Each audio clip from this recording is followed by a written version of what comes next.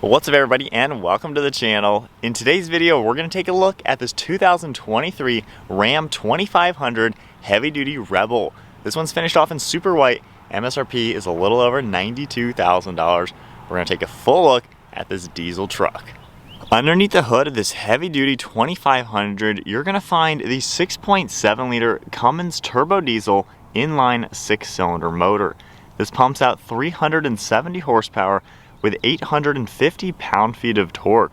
Of course, this is a 4x4 truck, has a 6-speed automatic transmission, and it can even tow 14,900 pounds, and payload is 1,970 pounds. You can opt for a 50-gallon fuel tank on the crew cab 2500s, and the Rebel even has 11.1 inches of ground clearance with 33-inch tires, Bilstein monotube shocks with a 5-link suspension system, and the curb weight is around 7,500 pounds. Wheelbase is 149 inches with overall length at 238.8.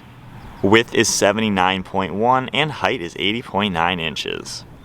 And then now moving on to the Rebel HD's exterior style. Of course, Rams are pretty bold trucks. As you can see, we have these massive LED headlights with a full blacked out housing, and then you can see all the plastic black for the entire grille surround. It's got a massive, huge looking grille with these large pieces of mesh inside. You get Ram written out with a forward facing camera. It definitely looks pretty bold. You get more of this plastic black coming down as you get to the metal bumper. Then you can see LED fog lights with some parking sensors. You get massive tow hooks right in the center with another opening to provide cooling to the intercooler. The Rebel's also going to get huge steel skid plates down below to really protect everything. It's got a pretty cool front end appearance. You get a nice trim piece on the front portion of the hood with more of that power dome sport design. Then you can see 2500 HD on the side with more of this black plastic. Moving to the side profile, you get these huge fender flares that connect the front bumper into the side. And then we get a really cool looking set of 20-inch wheels. They have a satin black with machine silver and are wrapped in this Wrangler off-road tire. This one does have a two-tone paint job with the gloss black down below. Then you can also see these Ram stamped running boards on the bottom. We also get a set of body color door handles. Ram is written out on the lower portion of the door. Then you get the turbo diesel Cummins logo.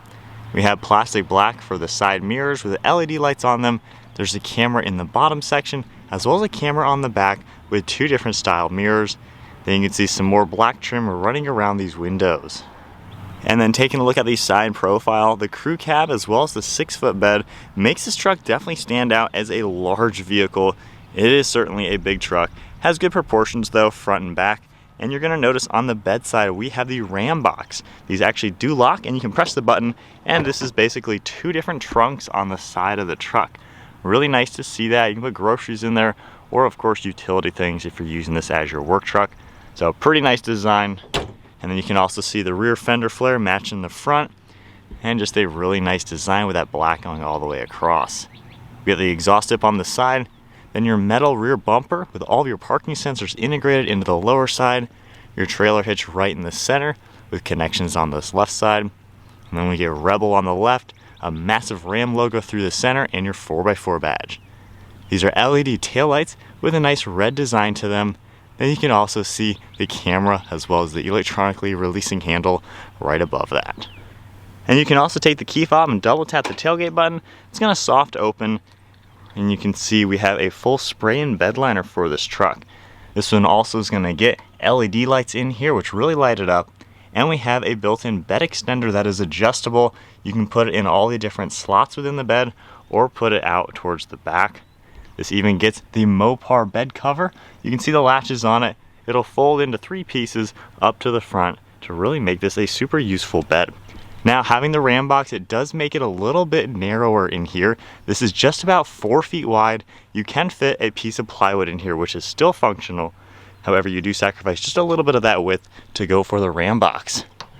Doesn't really weigh all too much. We can easily close that up. And then taking the key fob, we of course have remote start. Keeping the truck locked though, power mirrors are going to fold in. I can just grab the door handle, it'll unlock everything, and we can check out this black leather interior. You're going to see some white stitching, a little bit of piping all throughout it. And then if we take a look at the door panel now, finished off in black, you can see all the smooth black leather, some really nice dark trim to it, some chrome color for the release handle with memory seating, all of your window controls, mirror controls, as well as ones right here for your tow mirrors. And then we get quite a lot of storage space all down below. Moving inside, you can see the step leading our way into it. And then we have all of your power controls on the left side of the seat with the smooth black leather, this nice piping and stitching. Then we get perforated leather throughout the centers, making our way up the backrest. Then we even get Rebel and the Ram logo on the back. We have some smooth leather as well as more of that piping on the headrests. And then we get a nice black leather steering wheel with the Ram badge. And then now inside the 2500 Rebel, keeping my foot on the brake, we can go ahead and fire it up. You get the 12-inch screen on the right side turning on, as well as a full digital gauge cluster in the center. You can see we have the speedometer as well as the tach, a few vitals down below that, and you can configure it using this control panel. So if I just scroll left and right now, you can see how that'll come in to display more like a traditional gauge cluster. Then if I scroll up and down, you can go through all your different menus like any typical Chrysler vehicle. You have vehicle information that are going to come up as well. You can see all sorts of information that are going to come here. Continuing down, we have some trip information. We have navigation that will come up, which is a really cool display. Then we have some off-road indications with your displays, and then some more trailer and tow. Audio controls any messages, and then back to your settings. You can hit OK and change this up quite a bit. You can see the odometer, fuel gauges, favorites. So pretty neat the way everything is configurable to really just make this truck unique. If we go ahead and take a look at this steering wheel now, we can see all your cruise control settings on the right with your distance pacing, your gear limit, along with some Bluetooth and audio. You do get those buttons on the back side of the steering wheel for volume and track. Then we have your gear indicator on the far right side to change gears, and then the left stalk is for all your windshield wipers. To the left of the steering wheel now, we have the interior lighting as well as headlights and fog lights, and then one of your air vents and some nice leather material all across the dashboard. You can see the stitching on it. We get a little bit of cargo space, Harman Kardon unit up there as well, and then more leather on the passenger side. We have two different glove boxes. You can open this one up and you actually get quite a lot of space in here. It's about 6 or 7 inches deep, and then we can also open up the normal glove box and you get a pretty good amount of space. Taking a look at the center screen now, there are physical buttons on the left side for the fan speed as well as the temperature, and then we have a few more on the right side for defrost. We have tuning and scrolling as well as your volume icon, and then taking a look at the center screen, all your climate controls are right here. Super easy, you can adjust everything, heated ventilated seats as well as a heated steering wheel. We have our home icon, you can have nav and a few more things, your radio and media, everything will come up on here.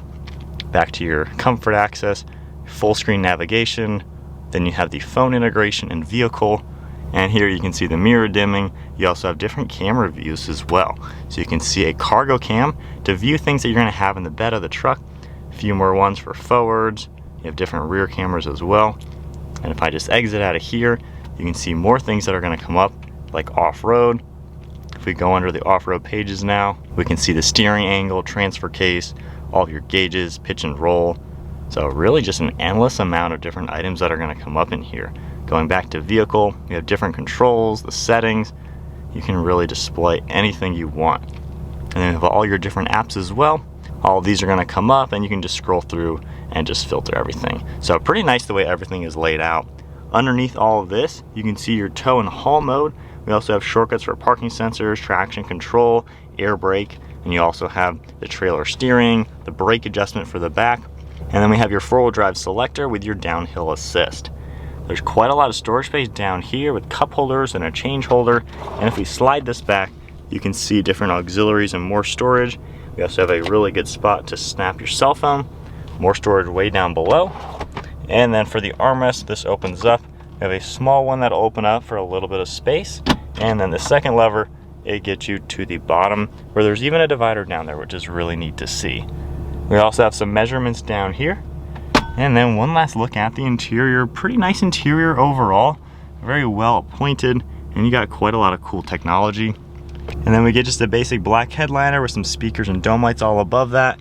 We get controls up here for the tailgate, sliding rear glass, and then our camera right here for the mirror. So of course you can have a traditional mirror, and then for the camera, you can also press this button for towing. These are the ones on the mirrors, so it'll help you see around your truck.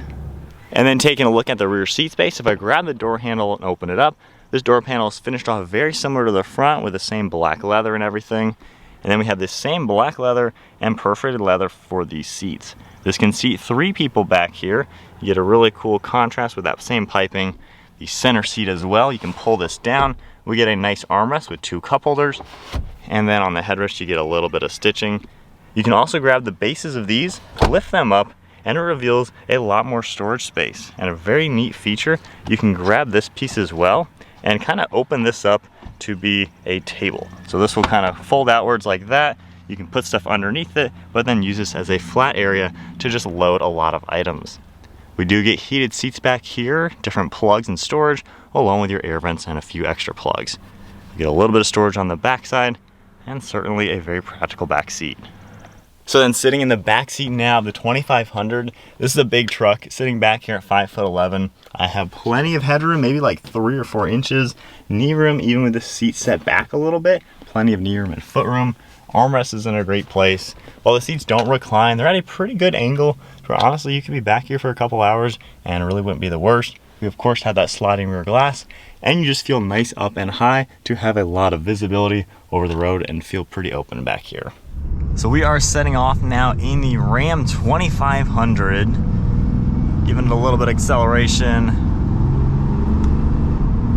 With the 850 pound-feet of torque, it's definitely peppy enough. It's certainly not crazy fast. I feel like I've been in other diesel trucks that feel a little faster than this. However, of course, towing what it can basically accelerate with a huge load on the back. So it's a pretty capable truck. First things you're gonna notice when you're driving it, it is big. Like, this seriously is a huge truck, probably one of the biggest stock vehicles that you can get. There is a lot of hood. You are really high up above all the traffic. It is wide. It is long. Like, this literally is huge. Steering is pretty vague just because, I mean, that's what it is. You know, it's a solid axle, big old truck. They drive like a truck. There is nothing like kind of a normal truck about this. If you drive a 1500 Laramie, it's going to be a little bit more normal and comfortable like an SUV. This drives like a truck. So it's pretty cool to where this is super capable. However, the suspension is super soft and comfortable. It is a nice place to be. You really don't have any sacrifices. While it still feels like a truck, it still is a pretty comfortable ride. You got all the technology you could need, and it's a pretty good place to be. The 6-speed seems to do a good job going through the gears, and you don't really feel like it needs like an 8-speed like other trucks are gonna have. So really no real complaints with it. It's just, you know, you're buying a ginormous truck, so just know that. Hitting some train tracks. These Bilstein shocks do a great job absorbing bumps, especially being the Rebel. You know, it's more off-road focused, so you kind of had that soft suspension setup. Off-roading, obviously you're not going to take it on tight trails being so large, but if you're hitting some off-pavement things on the job site, stuff like that, you know this is going to be very capable with the 4-wheel drive, with the ground clearance, and with everything like that. And probably one of my favorite features is the fact that you can put the cameras on while driving. I had the bed cover off, and I had about $600 worth of plywood and 2x4s in the bed, and I could watch it here to make sure nothing was flying out. So it's really nice to see that. Of course, you have the turn signals where the camera is going to come up on this, which is really cool to see, and then all the other cameras you can do while driving. So it makes it easier to pilot such a big truck. And I think if you're looking for a super usable vehicle, while it does cost a lot, I mean, this could be the ultimate work truck and kind of do everything. All right, turning around to my perspective of the Ram 2500. The diesel engine certainly has some torque. I mean, you get up to 50 miles an hour, just barely touching the throttle. It's quick around town. It's really not a bad, like, daily driver. Certainly expensive. I mean, we're talking $100 out the door pretty much. Definitely not a cheap truck. However, it can do pretty much anything. You can tow a lot with it. Towing's not really all too different than the gas engine. However, you're going to get a little bit better efficiency. Is it worth the $10,000 difference in engine price? I mean, I guess that's up to you with how many miles you're going to be putting on this. But it's super capable. Nice place to be to where, I mean, you're really high up. It feels nice just to be above all the traffic. Hardest thing about driving it is just it's so big. You know, when you're parking it, park at the end of the parking lot to where there's plenty of spaces. So that's just getting used to a big truck like that. My only little nitpicky downfalls with it, on the climate control to do the heated seats, you of course have to be in this screen right here. I don't really like how when you tap it, it comes up with a big block and kind of blocks two other controls. So it can get a little annoying to do that. Nitpicky, of course. And then the Ram box, I didn't like it at first, but I kind of like it now because it's kind of like having two trunks on the side of the bed. Only other truck I can think of with a trunk is the Honda Ridgeline, which isn't really even a real truck. So the fact that you have that type of space in the bed sides, it's actually pretty useful, and you can still fit plywood in the bed itself. So they at least made it wide enough to fit plywood, which if you're buying this truck, you're probably doing some sort of construction or something to where you need to haul stuff like that in the bed, and they at least made it wide enough for that. I'm not too sure if you could really haul like 2 dirt bikes or something like that, but nonetheless, it's a pretty practical vehicle. My only, I guess, complaint is the fact that it costs so much. I feel like the only reason you would actually buy this particular vehicle, nearly a 6-figure diesel truck like this, is if you are absolutely working out of it and using it for family. Like if you don't do those things, if you're buying this just to have a daily truck, I think that's a waste of money. You should just get a 1500 Rebel for maybe 70 grand and call it a day. This is definitely an overkill spec to where you're not using every single capability. You're just kind of showing off, I think. I think it's a cool truck overall to where you have the off-road capabilities. Those cameras are fantastic. Obviously the towing capacities, all that stuff is really good. But you know, you better be on the job site Monday through Friday, and weekends you better be trailing your horse trailer, taking your race car to the track, taking the family on a trip. You better be using this thing to its full advantage to really get the value out of it, because you can still get a cheaper diesel truck for maybe $50,000 or $60,000 if it's strictly a work truck. And if you don't need that type of heavy duty stuff, the normal gas trucks are not a bad option.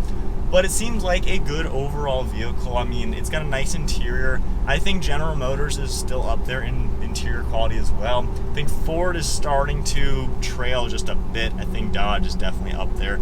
And I think Dodge and GM are kind of doing the best as of right now. Don't really have many other complaints with it. It just feels like a top-of-the-line truck that you can do anything with. While it's the Rebel, the off-road focused version, you're not really off-roading this, I would say, for fun. You're not going to be taking it on trails because it's way too big for that. If you live out, you know, western USA, you know, maybe going out in the desert and stuff like that, I could see. But I would say the off-road capabilities in this are mainly for if you're on a job site of some sort of construction zone to where you're going to be in dirt. This is going to be more capable if you have big ruts to drive through than just a basic 2500 without this type of lift kit, wheels and tires, and 4-wheel drive selection. So it's got a lot to offer in it. I would say this particular one, like I said, is just overkill if you're not going to use every bit of it. There's other trim levels to choose from. But if you do want the coolest diesel truck, you know, this is one to get. And you're not really sacrificing anything to get every capability, every bit of technology. Styling's pretty good overall. It's comfortable, it's roomy. I mean, you really can't complain. It kind of has everything. But overall, put this truck on your list. I still have over 400 miles of range left. I think this had like 600 miles of range on a full tank. So this thing just can go and go and go. It's certainly something to take a look at. If you enjoyed the video, give it a thumbs up and hit that subscribe button. Stay tuned for plenty more content, and I'll see you all in the next video.